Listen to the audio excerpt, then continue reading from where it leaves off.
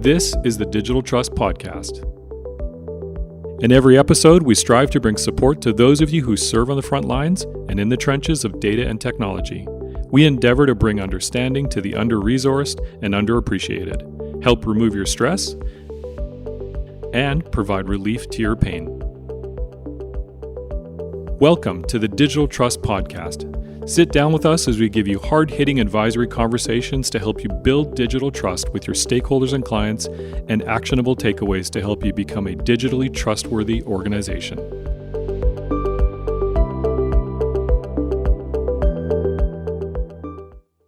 Hello, everyone, and welcome to the Digital Trust Podcast. My name is Christian Redshaw. I am your host, and my co-host today is Zach Eichenberry once again. How are you doing today, Zach? Fantastic. Awesome. All right, so today we're welcoming back again Gavin Roberts. He's the CTO of TopSec Cloud Solutions. Gavin, welcome to the show once again. Thanks for having me again. Yeah. Well, Gavin, we had to have you on because you've been writing some things about AI and AI hype and even some of these agents out there. And what does that mean to security purists like yourself, right? And so maybe you could start by just giving us your point of view on AI and what's happening in the space, some of the myths maybe, and tell us if you were giving recommendations to security and compliance folks today, how would you recommend they think about artificial intelligence? Perfect. Yeah, absolutely. So I suppose my point of view on AI, I'm of the opinion that we've gone maybe a little bit too far too quick in trusting what AI does, and that really we don't have a long enough track record yet to actually know. We also haven't really given enough time to see what bad actors are potentially going to do.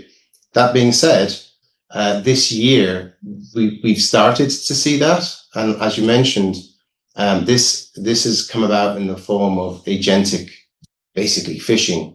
To give you a bit of an example of what this looks like, a bad actor will have a number of agentic AI systems, and each one will have a specific task within the phishing process.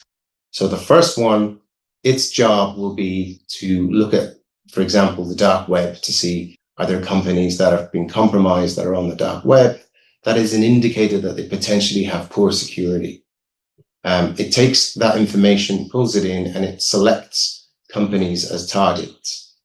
It then passes those targets to the next AI system. That then will explore the individuals who work within that company through the likes of LinkedIn, Facebook. It will identify who is the CEO, who is in charge of the financial payments, and who can actually pay an invoice, for example. That then is passed to the next one. The next one will profile individuals in the company.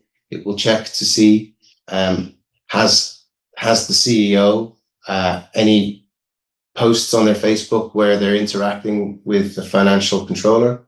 Were they doing something specific? And if there is, it gives them context to create quite a believable conversation. From there, then, the next one starts to develop content, look at how it can target. It might be by a phone call, it might be by an email, potentially trying to spoof. And it can create ultimately a very, very, very convincing phishing attack that can land in front of somebody who it can then make efforts to convince to make a payment. And it's something which is very good at navigating detections, new detections and historical detections. So it really, a lot of the response to this comes down to education and training of individuals to make them as alert as possible to the potential of these things. Just based on that, one of the things I do get asked quite often is, can you detect content in emails that is AI generated? Which I find to be a very interesting question, because more and more every day, you don't have to look very far on the internet to see something advertising a system to you. That could be accounts, it could be marketing, it could be It could be anything, it could be a ticketing system, it could be anything, but which is full of AI. So more and more and more, we're seeing legitimate email with AI content within it for legitimate reasons. So really detecting whether something is or isn't AI generated doesn't answer the question as to whether it is or isn't dangerous. So when someone asks me, can you detect AI content in emails? It begs the question, well, why do you want to do that? Do you want to block those mails? If the answer is yes, you're going to be blocking a lot of emails that you actually want to get, So it's more that it's tricky than dangerous, but it is something that we have to try to deal with now that is new to email security. So it is interesting, there are things that are going to have to come about to deal with them. And I think probably the majority of it is education, training, good training for staff. Gavin, for AI-based cyber defenses in our industry right now, you've talked about potentially a crisis coming up and certain limitations that AI is about to or is bumping into, thinking about grid limitations and power costs and those sorts of things. Can you talk about that? Absolutely, yeah. So there is a lot of talk about an AI bubble burst potentially happening, either due to overinvestment or, like you mentioned, grid issues, power issues, shortages. So it could be that in the future we see the availability for data centers to actually perform these functions reduced to 5 or 6 major companies. If that happens, then it makes it very difficult to imagine really how the security industry will be affected, because there are so many areas, and it's happened so quickly now, where these technologies have been embedded into so many security systems. And I see competitors and I see companies every week who, in some cases, have practically 100% gone into this direction. So I don't know what happens to a company like that if this was to happen tomorrow. It is really important to spread the risk out. When you're doing anything in security, we spread the risk out, because you don't want one single point of failure to just basically remove everything that you have. And it surprised me a lot to see how quickly and how easily that has happened in a lot of cases. And what do you think is the solution? I have an idea that you want a partnership model where it's human combined with AI, and humans using AI effectively in security.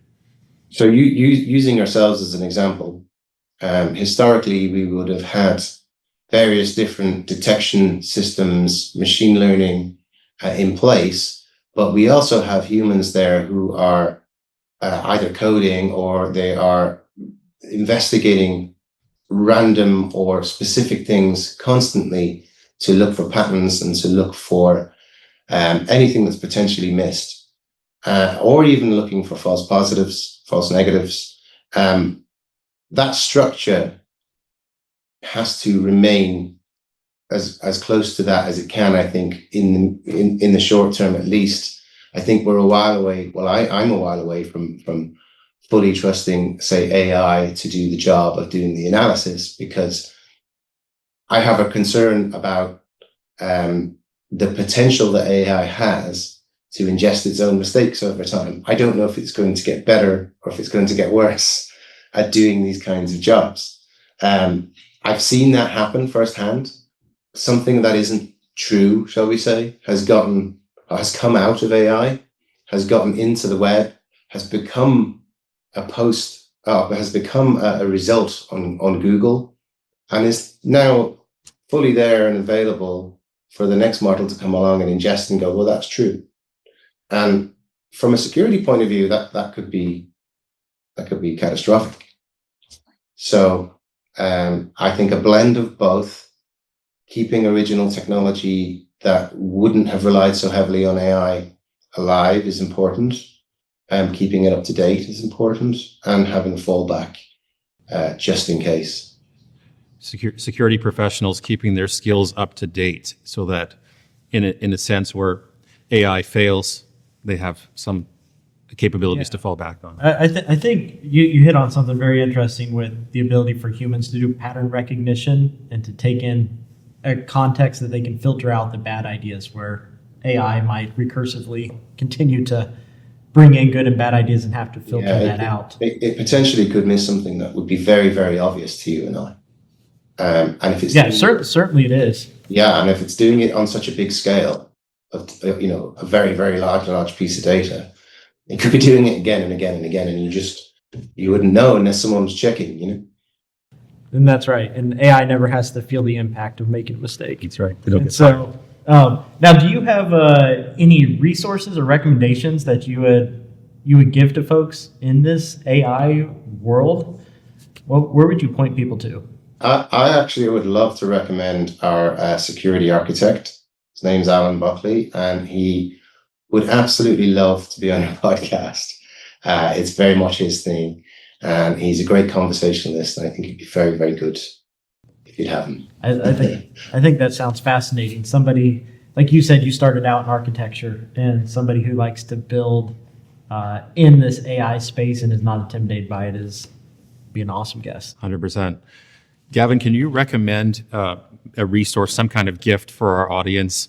Maybe it's a website or a book or a blog they might want to go check out. What I tend to do for good security information is I follow the local government security websites. Everybody will have them.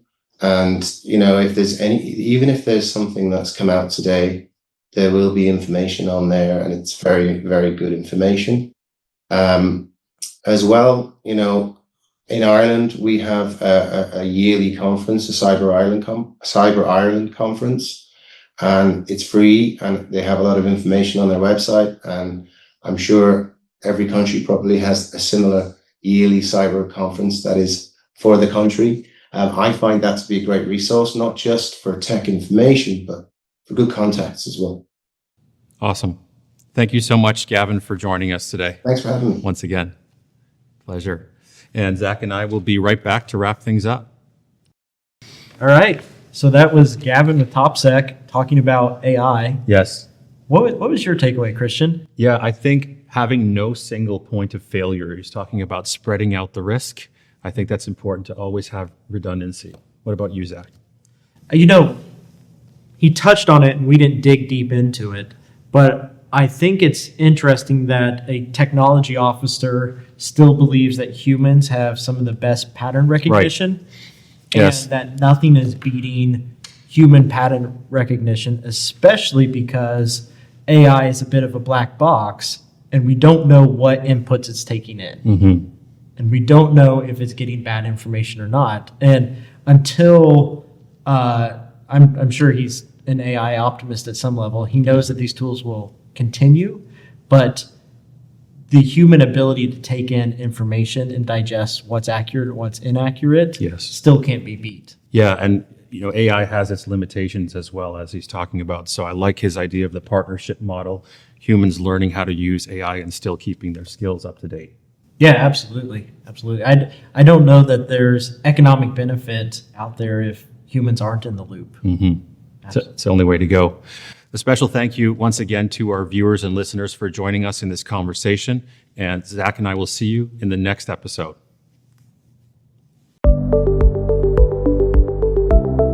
Thanks for joining us today on the Digital Trust Podcast. If you found this conversation helpful, please share it with someone you care about. And if you'd like to receive our monthly newsletter, please click the link in the description to subscribe. And to put your mind at ease, our newsletter will include episode summaries with key points and actionable takeaways, plus a heads up on the upcoming episode guests. Rest assured, it won't be a spammy sales message, and we will never sell or share your information. Thanks again for tuning in, and we will see you on the next episode.